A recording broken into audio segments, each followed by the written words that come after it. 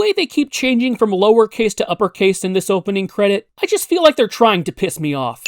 We see Rolf throwing dirt over the fence, but now look at all this dirt next to him. That certainly looks like enough to fill the hole. I don't care what Rolf's ancestors say about warding off curses. Spilling salt is said to be bad luck, so this is just making your luck worse. Why does Rolf untie the phone right before burying it? If it's cursed, it seems like keeping it covered would be a good idea. From the suffering that has cursed Rolf's family for generations! It's been cursing your family for generations, and yet you're just now burying it? Sure. Also, burying it in the lane of all places. Also, how many generations? Taking into consideration that this looks like a really early model telephone, and that this show takes place in a world with VCRs and record players, but no CDs, DVDs, or electronic gaming of any kind, I don't know, but there's an argument somewhere. I got a feeling you've cracked there, Dracula. Dracula wouldn't be out in the daylight. The record player starts playing before the needle touches it. Sure, the phone is cool, but the candle's pretty cool too. Why knock it off the table? I think there's room for all three of them. And why is the candle missing from the floor?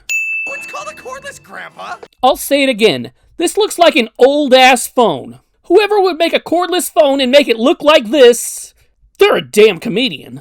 Oh sure, the broken record pieces are on the floor, but not the candle. The floor works in mysterious ways.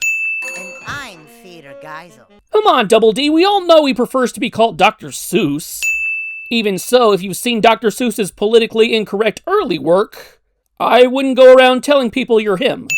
The spring goes from being on the upper side of the mattress to the lower. Could be all those swooning adolescent girlfriends. Not likely, as this episode fails the Bechdel test. Some radical feminist wouldn't approve of this episode. I guess the spring either bounced out or fixed itself. Eddy's house is usually pink, but it's blue in this episode. Maybe the phone did that too. A skunk! Did you know in some parts it's also known as a polecat? By dumbasses, maybe. A polecat is a completely different animal, so anyone who calls a skunk one is so ignorant. Also, did you know they smell like shit? And now your friend, who you're gonna continue hanging out with for the remainder of this episode, does too? So the phone didn't ring once while the Eds were building this fort, or this siren, or this safety suit? The phone works in mysterious ways too. Here's your culprit, just a rusty worn nut. Thanks for clearing that up, Double D, but how do you explain the vanishing streetlight? Surely that wasn't because of a nut. So Eddy answers the phone and suffers the curse. Ed answers the phone and Eddy suffers the curse. Double D answers the phone and Eddy suffers the curse. Why are Ed and Double D curse-proof? Eddy doesn't sue the guy driving. Holding your friend while he's going to the bathroom. There are some things in life you just don't do, and that sure as hell is one of them. And leaving the toilet paper in the dirt next to the porta potty. That's vile. The dirt on the toilet paper will make it look like it's already been used. I don't see anything out of the ordinary about Eddy getting trampled by a stampede of hippos. But the fact that it's a stampede of albino hippos, that's incredible. Too bad Eddy didn't get a snapshot of the albino hippo stampede running through an ordinary neighborhood. He could sell that to National Geographic and retire from scamming. How did these hippos completely miss Double D? Boy, out of context, Double D would look like a psychopathic dick here. He looks happy after seeing his friend get injured. This right here is really wild. We see Eddy, Double D's pointing at him. We cut to Double D for a second. Now we see Eddy again and he's completely black.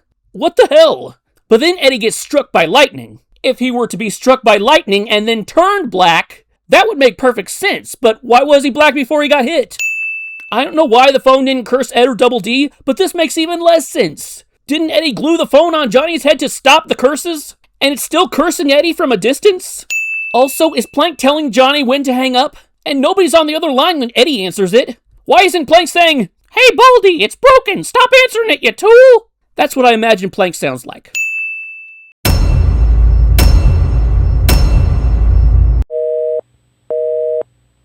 He'll have to call you back.